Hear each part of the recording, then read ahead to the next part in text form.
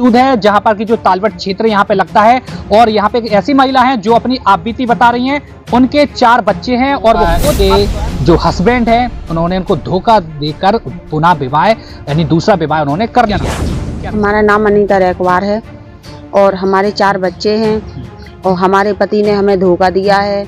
हमें धोखा देकर अपने रास्ता बनाने की कोशिश की है जिससे उनका जरिए में ये पास हो चुके हैं।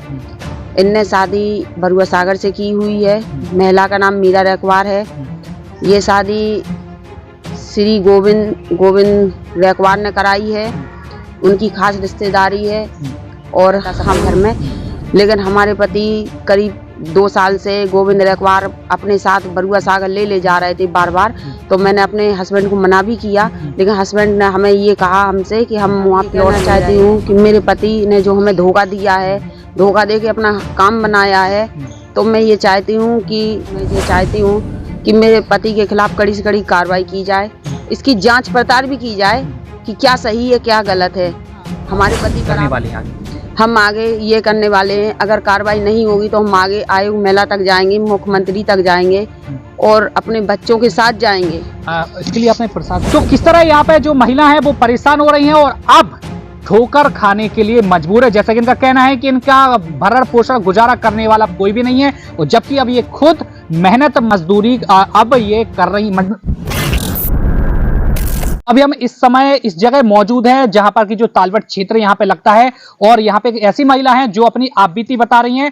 उनके 4 बच्चे हैं और वो खुद अब स्वयं उन बच्चों का भरण पोषण कर रही हैं। बात करें हम यहाँ के जो इनके जो हस्बैंड है उन्होंने उनको धोखा देकर पुनः विवाह यानी दूसरा विवाह उन्होंने कर लिया है। जी क्या नाम है आपका? हमारा नाम अनीता रैकवार है और हमारे 4 बच्चे हैं और हमारे पति ने हमें धोखा दिया है। हमें धोखा देकर अपने रास्ता बनाने की कोशिश की है जिससे उनका जरिए में ये पास हो चुके हैं। इनने शादी बरुआ सागर से की हुई है। महिला का नाम मीरा रैकवार है। ये शादी श्री गोविंद रैकवार ने कराई है। उनकी खास रिश्तेदारी है और हम 4 बच्चे लेके अपने मायके में डले हुए हैं। अपने बच्चों का जैसे भी बने छोटा मोटा कार्य करके अपने बच्चों का भरण पोषण कर रहे हैं। तो ये जो शादी पुनः विवाह जो किया है ये कब किया है, कैसे आपको जानकारी लगी और इसके पहले क्या कुछ विवाद मचा हुआ था? इससे पहले थोड़ा हम लोग में थोड़ा विवाद ऐसे चल रहा था, छोटा मोटा थोड़ा वो घर में तो होता रहता सबके घर में। लेकिन हमारे पति करीब 2 साल से गोविंद रैकवार अपने साथ बरुआ सागर ले जा रहे थे बार बार। तो मैंने अपने हस्बैंड को मना भी किया, लेकिन हस्बैंड ने हमें ये कहा हमसे कि हम वहाँ प्लॉट ले रहे हैं। आपने जब हमें कॉल किया कि आप हमारी बात आए हैं सामने और हमारा जो है जो आप हमारी बात है वो उजागर करें इसको, आपने ये भी कहा कि हमारा चेहरा भी ब्लर नहीं करना आप। तो आपने ये भी बताया कि अगर आप नहीं अगर पहुंचते हैं तो इसके लिए भी कोई आगे मैं कदम उठाऊंगी। तो ऐसा आपने क्यों कहा, क्या कुछ वजह ये है कि पहली बात तो मैं ये कहना मेरा चेहरा दिखाया जा सबके लिए, और दूसरी बात ये कहना चाहती हूँ कि मेरे पति ने जो हमें धोखा दिया है, धोखा दे के अपना काम बनाया है, तो मैं ये चाहती हूँ कि मेरे पति के खिलाफ कड़ी से कड़ी कार्रवाई की जाए। इसकी जांच पड़ताल भी की जाए कि क्या सही है क्या गलत है।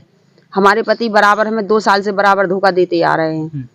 ये शादी कब की? 3 महीने पहले? 3 महीने पहले की है ये शादी। अब इससे अब आने वाले समय में क्या कुछ प्रभाव होगा, क्या चाहती हैं आप? हम ये चाहते हैं कि हमारे पति के खिलाफ कार्रवाई भी की जाए और ये मैं चाहती हूँ कि महिलाएं काफी इस तरह से परेशान है। अगर इस तरह से सिलसिला चलता रहा तो कोर्ट भी बहुत भरी हुई है। अगर आदमियों के खिलाफ कोई कार्रवाई नहीं की जाती है तो आदमी भी अपना कदम बहुत आगे बढ़ा रहे हैं। आपने एक बात और कही थी कदम आगे उठाने की, बोलिए अगर हमारी सुनवाई नहीं होगी तो हम और भी गंभीर कदम उठाएंगे। क्या आप करने वाले हैं आगे? हम आगे ये करने वाले हैं, अगर कार्रवाई नहीं होगी तो हम आगे आयोग महिला तक जाएंगे, मुख्यमंत्री तक जाएंगे और अपने बच्चों के साथ जाएंगे। इसके लिए आपने प्रशासनिक अधिकारियों की शरण ली आपने?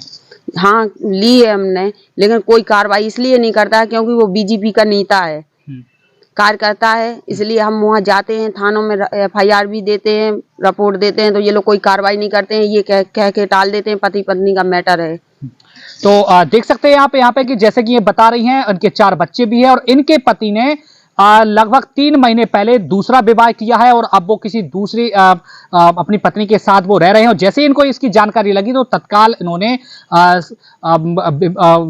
इन्होंने प्रशासनिक अधिकारियों को सूचना दी, लेकिन उनका ये कहना है कि अभी तक भी इनकी सुनवाई। यहाँ पे जो महिला है वो परेशान हो रही हैं और अब ठोकर खाने के लिए मजबूर है। जैसा कि इनका कहना है कि इनका भरण पोषण गुजारा करने वाला कोई भी नहीं है, और जबकि अब ये खुद मेहनत मजदूरी अब ये कर रही मेहनत मजदूरी कर रही है। आप क्या करें, छोटी छोटी मजबूरी मिल जाती है तो बस छोटे छोटे 2-3-4 बच्चों को ट्यूशन पढ़ाई, उसी से गुजारा चल रहा है। जैसे कि इनका कहना है कि अब ये बच्चों की पढ़ाई लिखाई को लेकर और भरण पोषण को लेकर अब और भी बड़ी चुनौतियां इनके सामने आ चुकी है। तो उन्होंने प्रशासनिक अधिकारियों से भी मदद की गुहार लगाई है और कहा है कि इनकी मदद की जाए, सख्त कार्रवाई अमल में ली जाए।